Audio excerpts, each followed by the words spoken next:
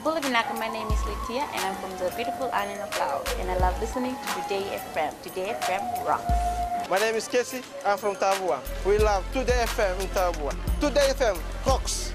My name is Selina, I'm from Tavenga Vengamba.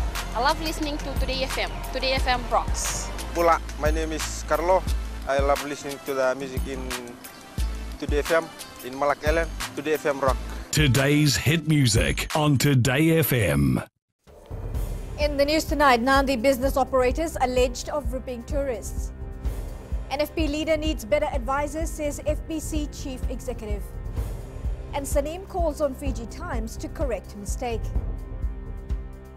From the studios of FBC Suva, Amrita Sagar. Serious concerns have been raised against some businesses operating in Nandi town who are being alleged of harassing and ripping off tourists. In a recent case, tourists have lodged a complaint with the police as they were alleged that they were forced to pay for some items which were very expensive. Felipe Naikaso has more. The Nandi Chamber of Commerce is well aware of these serious incidents and will be proposing to relevant stakeholders to take some drastic measures to curb this. We were also looking at having Nandi town to start with under surveillance 24 hours, 7 days a week. To achieve that, of course, we need to have the support from the business houses. Dr. Raju states that these irresponsible traders are hurting other business owners as their actions lead to tourists not wanting to come into Nandi town. Their attitude needs to be changed. They are, every tourist coming to Nandi town should be welcomed with a Fijian hospitality. With Nandi being the hub for tourists, actions by some of these traders also paints a bad image on the country. When locals are ripping off foreigners, they'll think that Fiji is too much. So eventually they won't come back to Fiji, so that decreases the tourism level in Fiji. First, they shouldn't be greedy. They have to think about tourists. They came here to adventure and to explore other places, so they shouldn't do that.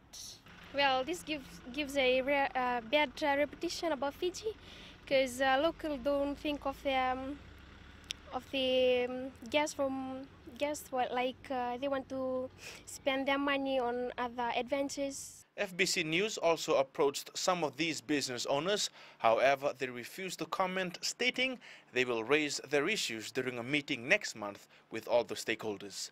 Felipe Naikaso, FBC News. Fiji Broadcasting Corporation Chief Executive Ria Said Qayyum says the National Federation Party leader, Professor Biman Prasad, needs better advisors. Syed Qayyum was responding to NFP's Facebook post, which claimed that the Walesi National Digital Television Platform is being managed by FBC. Mithika Pratap has more. Just regarding the parliamentary debate. FBC Chief Executive Ria Syed Qayyum says NFP leader Biman Prasad is receiving incorrect information from his support staff. It's a crying shame that the people who advise and give information to the leader of such a prominent party have got it so wrong to the detriment of their own leader. And they've absolutely embarrassed him because he relies on information that's given to him. And they gave him information which was absolutely wrong. FBC does not manage Walesi. And in the process, they embarrassed their own leader. And, if I were Mr. Prasad, I would be very upset with the people who are giving me information because it's made him look very silly. Prasad has also taken a swipe at FBC's Channel 3 on the Walesi platform. The question is, what will the third FBC channel on Walesi be used for? We know that the general elections are around the corner, and we hope that it doesn't become a political platform for the Fiji First Party. And it's very important, Madam Speaker, for the people to understand that it's not going to be used for that particular purpose. Well, the third channel is already on, and if Mr. Prasad, again, and his advisors and informers would have cared to do some research, they would have seen that the third channel that we have, one is a delayed channel, and the other channel, the third channel, is a channel which is totally non-commercial, so it doesn't have any commercials, and it's got news and current affairs and local programs, and it's to educate and somewhat entertain and inform the general public and all Fijians. So again, just a little bit of research, Mr. Prasad and his people, would be very nice. Syed Kayum says Prasad is most welcomed to contact FBC if he needs any information for his presentation in Parliament, or should directly contact the Wallasey office for an update on the Wallasey platform. Ritika Pratap, FBC News. Supervisor of Elections Mohammed Saneem has called out the Fiji Times for being incorrect in the newspaper yesterday. The Fiji Times published an article which wrongly stated that the ballot papers will be transported to Suva, where the final count will be done. The counting that has finished, the results have been pasted at a polling station. In Bua, I asked the villagers to record those results and then you verify it against the direct results that we announced in the final results for your polling station. Right? In Bua, I also said there is no other count after the counting has finished in the polling station. Saneem says it is ironic that the Fiji Times made the mistake, since he specifically pointed out the exact opposite of what is being reported. Election is in 2018. This is very important that the most accurate information is conveyed. And where responsibility comes, we would urge all organizations to give equal prominence to corrections and clarifications as it would have given to the actual story that was misreporting the statements made by any person. The Fijian Elections Office has begun its Know Your Election awareness campaign directed at educating voters on the electoral process. Supervisor of Elections Mohammed Saneem says holding face-to-face awareness helps them clarify any doubts that the voters may have. Kelly Vadala reports. The voter awareness assistants have begun visiting communities, villages and settlements since last Thursday to provide relevant information on voters' rights and obligations in the electoral process. An election is an exercise that requires confidence of voters, and we know that there is a lot of misinformation that has been spread, and we would like to give voters direct opportunity to clarify any doubts that they may have or any questions that they may have.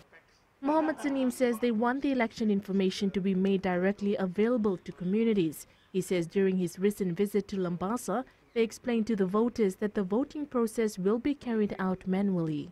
I'd like to categorically clarify that there is no voting machines for the general election. It's purely a manual process. People will be given ballot papers, they will mark the ballot paper, put it in the ballot box, and then my staff will be taking out those ballot papers and counting them. Fijians have welcomed the voter awareness campaign, saying this will help them to prepare for elections. I know the program that's been going on, it will help most of the Fijians that they don't know what to do. I think the voter awareness program carried out by the Elections Office helps us better understand what the election will be like and how we should vote. Yes, I'm aware of what will happen on election day and how I should vote. Meanwhile, the Elections Office has distributed over 80,000 election information handbooks as of yesterday, and it aims to distribute over 400,000 booklets by the end of this program. Kelly Vatala, FBC News. Still to come, Pineapple Hut gains popularity at Rock Market. And in our successful Fijian segment, we look at the sporting journey of Christopher Yee. Stay with us.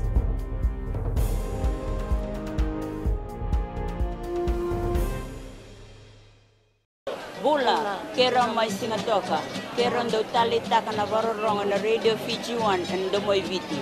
Ayaw na rin siya. Uti kombinasyon mo tikola ndo tali taka na Radio Fiji 1 kina Domoy Viti. Kaya kuya sila tali, nagurara may naomani, nandunga. Gitu tali taki yang gitu Venezuela nagudurong varorong na Radio Fiji 1 na Domoy Viti. Na Radio Fiji 1 na Domoy Viti na bonga ni bien.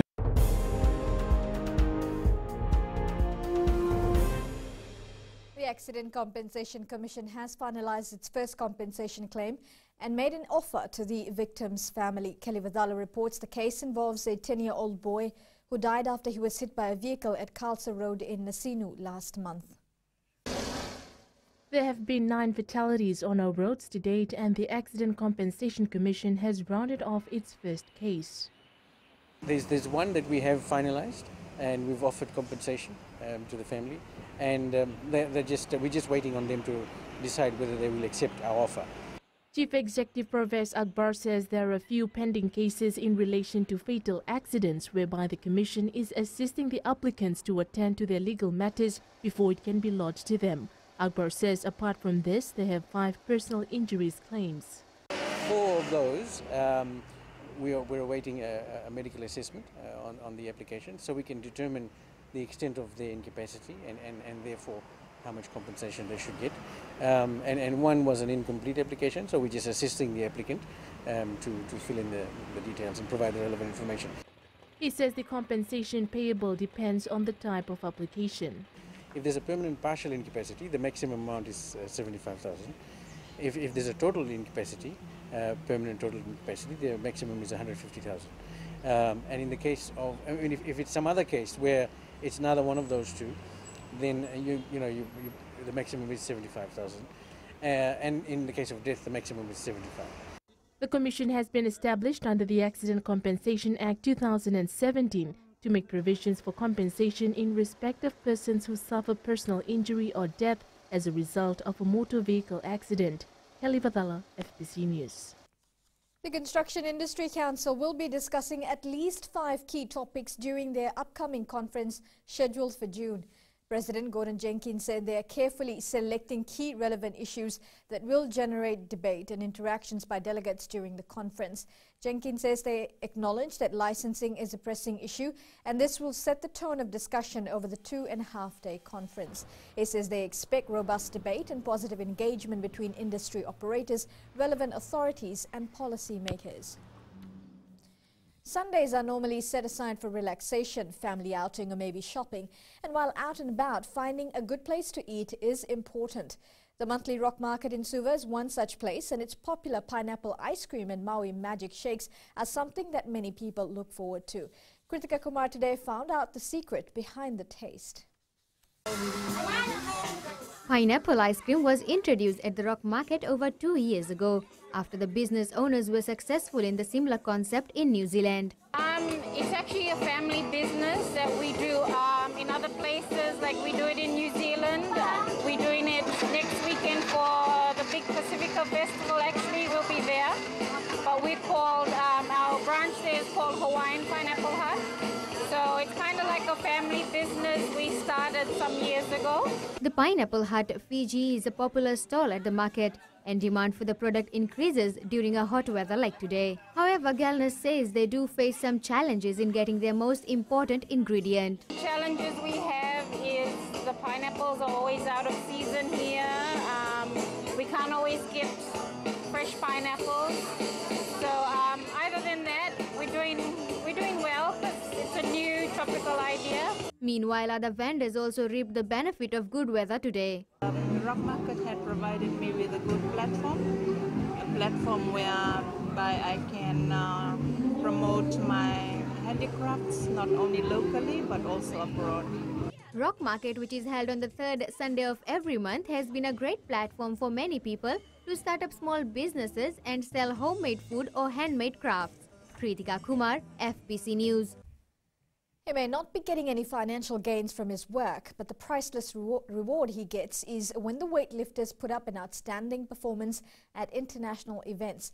This is the story of 63-year-old Christopher Yee, the man who has been actively volunteering in the development of a few sports in the country.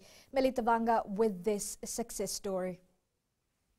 Successful Fijians is brought to you by the Fiji Development Bank, your partner in progress.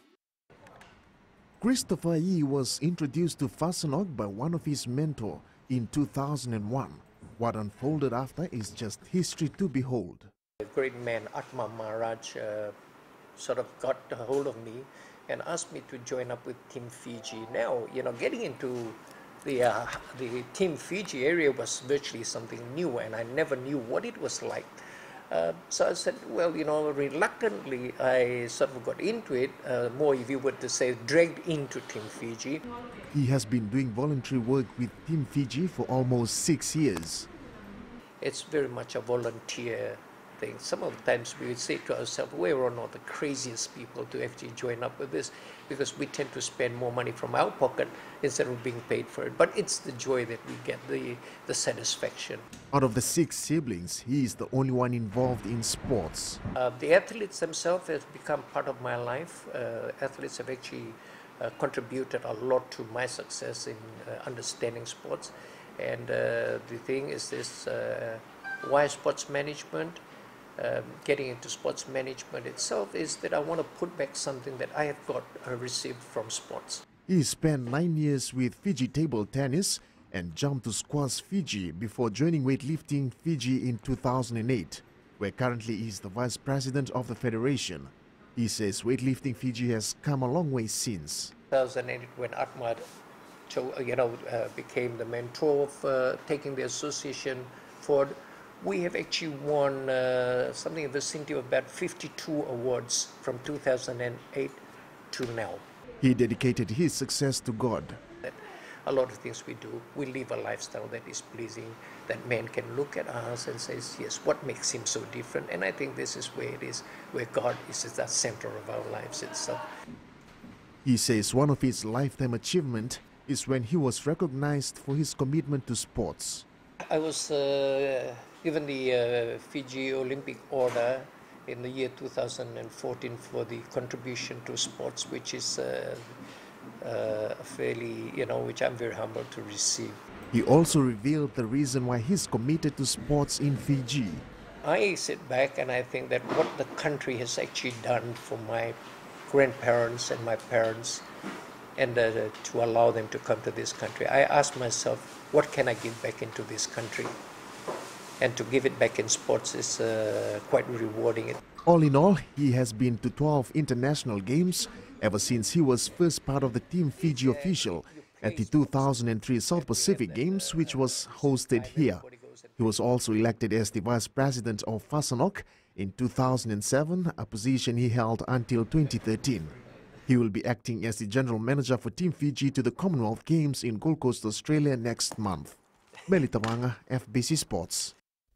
Successful Fijians is brought to you by the Fiji Development Bank, your partner in progress. Ahead in sports tonight, development program for 15s rugby on track, says McKee. And Nongunu scores for Reds to defeat Jaguares. This and more after the break.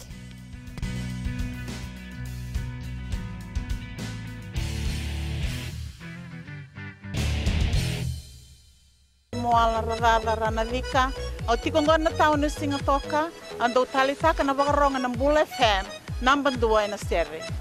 Ya dora subuli kurnambili, iborani batukara hambara binaranga, do talitakina na wakaronga ng Bull FM, number 2 na seri. Bula! Bula FM, number 2 na seri.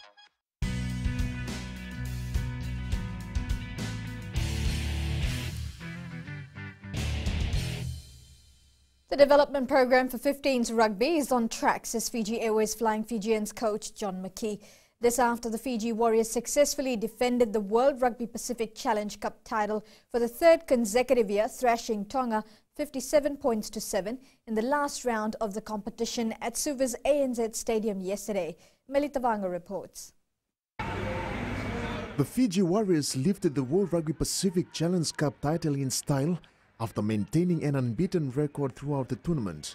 9 tries against the Tongans clearly showed what the players are capable of. It's really benefited our player pathway in terms of bringing young players who we've seen coming through, the under-18s, under-20s, and now getting an opportunity in this tournament, and it's really opening up doors for those guys. I think the players learned a lot over the tournament, playing tournament situation, all the training and the camp that goes around that. It's a big learning curve for some of those players. John McKee says the class of performance displayed by the players shows the hard work put in their development is giving results. That's where you can see, young players coming into this tournament are really able to step up and probably, at the moment we're a little bit ahead of our Pacific rivals in that area. Meanwhile, Tonga A head coach Isi Fatani commended his players despite their loss. I'm glad that even we have no win this tournament, or I don't care about the result, but I see that the boys start stepping up, especially the last half of the play against Fiji. But I think that the boys start to gain some more experience. Despite the win, Fiji Warriors coach Senirusi Servakula refused to give any media comments. The Fiji Warriors will now take a short break before regrouping to prepare for the June Test matches. Melita Wanga, FBC Sports. The Vodafone national football head coach Christophe Gamel has named a powerful 23-member squad for Fiji's match against Philippines. Remuero Tekiate is set to captain the side, while Simeone Tamanisao has been appointed the vice-captain.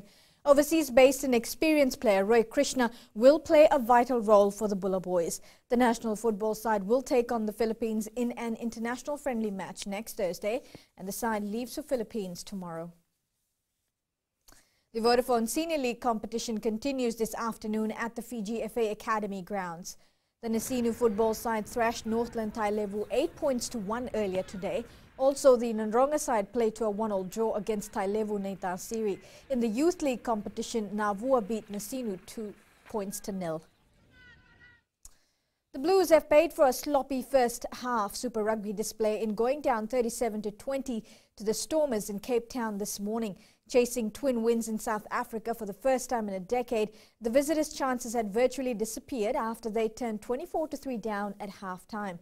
They scored 3-1 after the break, but never threatened to catch their opponents, who dominated most facets.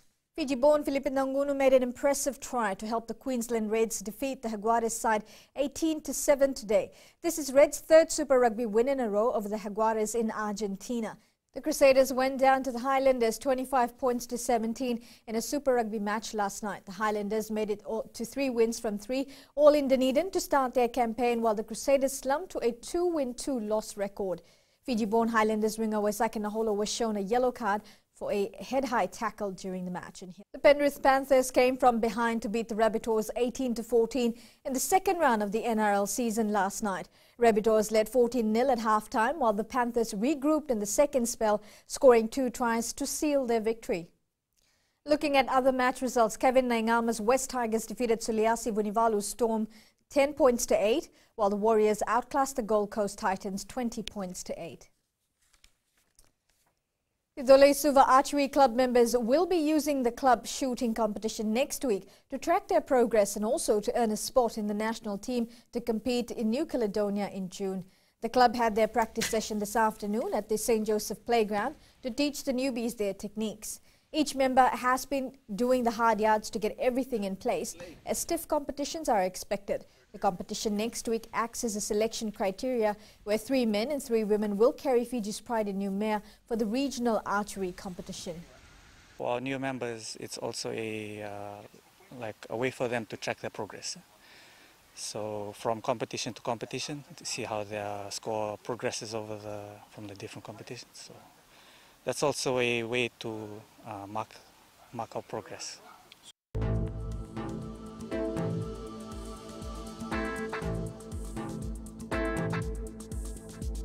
Cloudy conditions with brief showers was experienced over the eastern parts and the interior of the larger islands today. Fine weather prevailed elsewhere with isolated afternoon showers. Looking at the west, hot conditions with temperatures above 30 degrees. And now eastwards from Pacific Harbour to Suva, delightful with a blend of sun and clouds all day. All the way up north, a blend of sun and clouds with high temperatures. Moderate southeast winds and moderate seas were also experienced. Now for the tides, low tide will be at 1:45 tomorrow morning with high tide at 7:48 a.m. Sunrise will be at 6:10. As for tomorrow's forecast, cloudy periods with brief showers about the eastern parts and interior of the larger islands. Looking further on to Tuesday, isolated afternoon or evening showers and thunderstorms are expected. Recapping the main stories, Nandi business operators alleged for ripping tourists. NFP leader needs better advisors, says FBC chief executive. And Saneem calls on Fiji Times to correct mistake. For these stories and others, you can tune in daily to our sister radio station Gold FM. We move on to our poll question, and this week we're asking, should more police posts be set up around the country to counter criminal activities? Visit our FBC website to answer. You can send us newsworthy pictures and videos on email fbcnews@fbc.com.fj or share it with us via our Facebook page FBC News, or you can also follow and tweet us your news tips at FBC News or simply hashtag FBC News. And that was your FBC News for tonight. Until next time, good night.